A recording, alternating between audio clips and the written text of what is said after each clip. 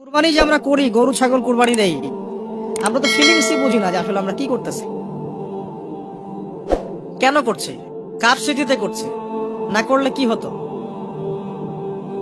তো এটা নিয়ে তো এই যে একটু আগে এক ভাই বলে গেলেন যে এগুলো নিয়ে যে বিভিন্ন মহলে অনেক সমালোচনা, পশু কুরবানি, অমানবিক, এই সেই, এগুলো তো চিন্তারই জায়গা নাই।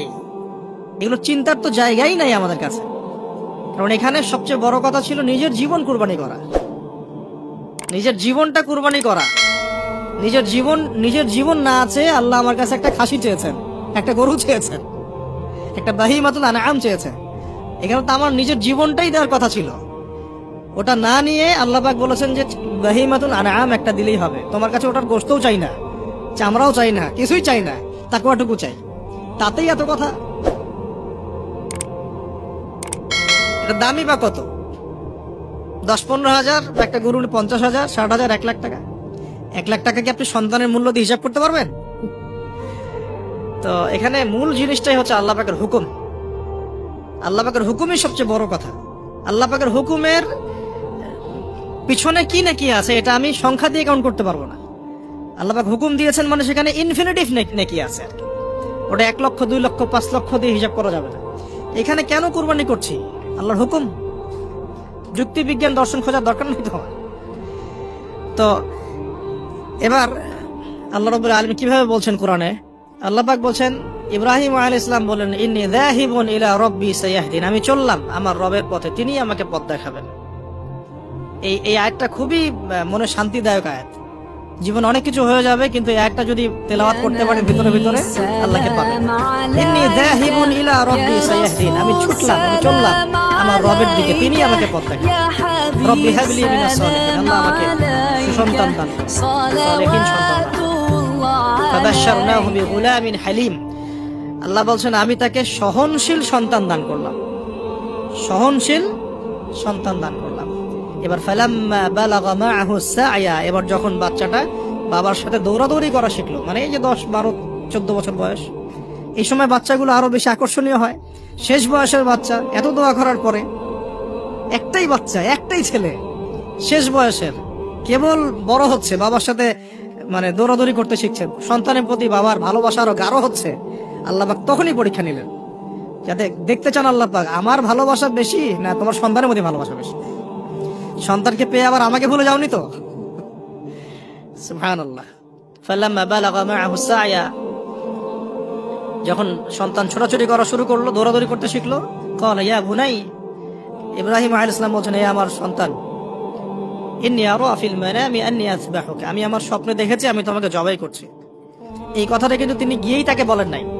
তিনি সন্তানকে নিয়ে হাঁটছেন কাবাঘর থেকে প্রায় 8 কিলোমিটার দূরে চলে গেছেন, যেখানে কুরবানি করি মিনা প্রান্তরে। 8 কিলোমিটার দূরে চলে গেছেন। সেখানে গিয়ে তিনি বলছেন যে বাবা আমি স্বপ্নে দেখেছি আমি তোমাকে জবাই করছি। আগে কিন্তু বলেন নাই যে আমি স্বপ্নে দেখেছি তোমাকে জবাই করছি, চলো আমার সাথে। জেনে ইসমাইল আলাইহিস সালাম জেনে শুনে যাননি ওখানে যে আমাকে ওখানে গিয়ে জবাই করবে আব্বা, অ্যাটেম্প্ট নিবে। তিনি আগে জানতেন না, ইসমাইলও আগে জানতেন না। যখন তাকে নিয়ে গেছেন, ওই স্পটে নিয়ে গেছেন যেখানে জবাই করবেন বা মনস্থ করেছেন, ওইখানে গিয়ে তিনি বলছেন যে ইন্নী আরা ফিল মানামি আন্নী আযবাহুকা, বাবা আমি স্বপ্নে দেখেছি আমি তোমাকে জবাই করছি। ফানজুর মাযা তারা, তোমার রায় কি আমাকে বলো, তুমি কি ভাবছো আমাকে বলো। যেমন বাবা বাবা তেমন সন্তান হচ্ছে এখানে বড় কথা হবে, যেমন মা তেমন সন্তান। কারণ মা বলেছিল এক সময়, আপনি কোথায় যাচ্ছেন আমাদেরকে ছেড়ে, তাই না? মনে আছে? ও আচ্ছা, আল্লাহ আদেশ করেছেন, তাহলে আল্লাহ আমাদেরকে ধ্বংস করবেন না।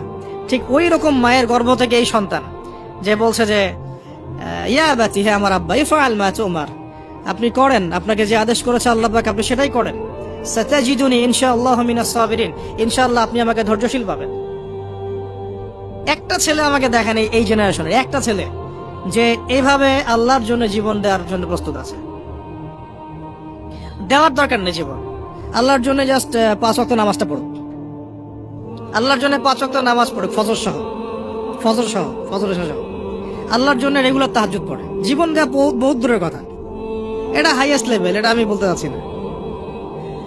আল্লাহর জন্য কোরআনটা হিফজ করেছে, একটা পড়া হিফজ করেছে, বা অ্যাটলিস্ট আল্লাহর জন্য কোরআন তেলাওয়াত করা শিখেছে, জাস্ট রিসাইট করা শিখেছে। আল্লাহর জন্য মানে কোনো মাদ্রাসায় বা কোনো উস্তাদের কাছে বা কোনো কোর্সে 6 মাস 1 বছর 2 বছর পড়াশোনা করেছে, আল্লাহর জন্য একটু দাওয়াতেই কাজ করেছে, আল্লাহর জন্য একটা বই লিখেছে, আল্লাহর জন্য দিন প্রতিষ্ঠার কিছু চেষ্টা করেছে, মানে আল্লাহর জন্য কিছু করেছে।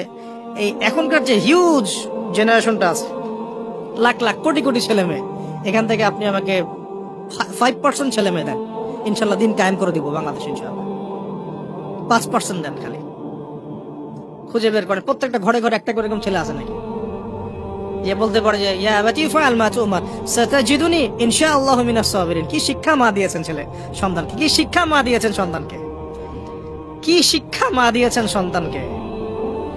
আর এরকম মাই বা কোথায় পাবেন এখন আপনি? এরকম মাই বা কোথায় পাবেন? বাসায় বাসায় সব স্টার জলসা জি বাংলা মা এখন। হ্যাঁ, ঘরে ঘরে এগুলা মা সব এখন, স্টার জলসা মা, জি বাংলা মা, হলিউড বলিউড ঢালিউড সব ভর্তি। এদের তো কি, এদের জীবনটাই পাশবিক, এদের জীবনটাই পাশবিক। এমন মাদেরকে স্ত্রীদেরকে আমরা ঘরে নিয়ে আসতেছি যে স্বামীর হায়াত কমায় রেখে দিচ্ছে একেবারে, সারাদিন দুনিয়া দুনিয়া দুনিয়ার দুনিয়া। হাজারের মতো মা ছাড়া কি ইসমাইলের মতো জেনারেশন আসবে কিনা বলেন দেখি? হাজেরা আলাইহিস সালামের মতো মা ছাড়া ইসমাইলের মতো জেনারেশন সম্ভব? আর ইসমাইলের মতো জেনারেশন না পেলে বাংলার জমিনে বা সারা বিশ্বে দিন প্রতিষ্ঠা হবে কোনোদিনও সম্ভব না। তো ইসমাইল আলাইহিস সালামের এই কথার পরে, এই কথা যখন বাস বাবা তো এখন বুঝে ফেললেন যে আমার ছেলে তো যেই সেই ছেলে না, সে আবার ইনশাআল্লাহ বলেছে, ইনশাআল্লাহু মিনাস ফালাম্মা আসলামা ওয়া তাল্লাহু লিল জামিন। আল্লাহ পাক এত চমৎকার করে কোরআনের মধ্যে মানে আয়াতগুলোকে নিয়ে এসেছেন, বালাগাত এত উঁচু মানের। ফালাম্মা আসলামা, যখন তারা দুজনে আত্মসমর্পণ করলো। কিসের সামনে আত্মসমর্পণ করলো? আল্লাহর হুকুমের সামনে আত্মসমর্পণ। এটাই ইসলাম। ইসলাম মানে কি? এইটা ইসলাম। আল্লাহর হুকুমের সামনে মাথা নত করার নাম ইসলাম। আর আমরা তো প্রত্যেকটা কাজের পিছনে লজিক খুঁজি। নামাজ কেন পড়তে হবে? রোজা কেন রাখবো? যাকাত কেন দিব? তো তোমাকে কেন খুঁজতে কে বলেছে? আল্লাহ বলেছেন তাই করব, রাসূল বলেছেন তাই করব। আল্লাহ নিষেধ করেছেন তাই করব না, রাসূল নিষেধ করেছেন তাই করব না। এত যুক্তি দর্শনের কি দরকার? সব তো আমার মাথায় ধরবে না। এই যে ফালাম্মা আসলামা, এই যে ইসলাম শব্দটা এখানে আছে, ফালাম্মা আসলামা, যখন তারা দুজন ইসলাম কবুল করলো না, এখানে যখন তারা দুজন আত্মসমর্পণ করলো, আল্লাহর হুকুমের সামনে মাথা নত করলো, ওয়া তাল্লাহু লিল জাবিন, ডান দিকে উপর করে কাত করে শুইয়ে দিল সন্তানকে, জবাই করার সময় যেমন করে শুয়াই আমরা, ব্যাস এই পর্যন্ত ঘটনা। তারপরে আল্লাহ পাক বলছেন ওয়া নাদাইনাহু ইয়া ইব্রাহিম, তখন আমরা ইব্রাহিমকে আওয়াজ দিলাম, হে ইব্রাহিম, হে ইব্রাহিম, হে ইব্রাহিম, কদ সাদ্দাকতা রুইয়া, তুমি তোমার স্বপ্নকে সত্যায়ন করেছো, তুমি তোমার স্বপ্নকে সত্যায়ন করেছো। দেখেন, এটা স্বপ্ন। এটা কিন্তু জিবরাইল আলাইহিস সালাম এসে সরাসরি ওহীও করেন নাই, যে যেমন এসে সরাসরি বলা যে আপনার সন্তানকে কুরবানি করতে হবে।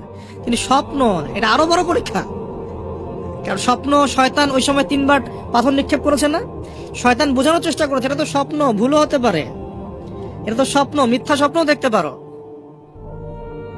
তখন তিনি 3 বার শয়তানকে পাথরও মেরেছেন, মনে আছে? ওইটা কিন্তু হাজিরা এখনো করছেন না? ওহী হয়।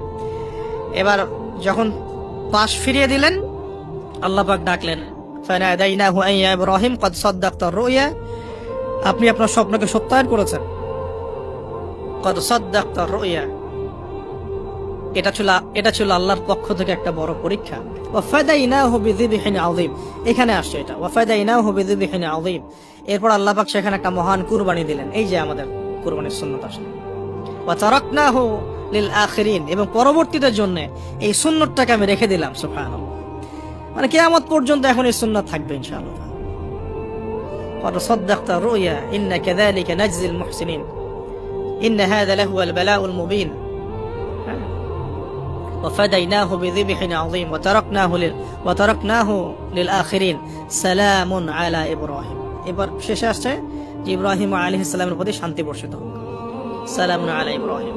আমরা বলি সালামুন আলা ইব্রাহিম আলাইহিস সালাম।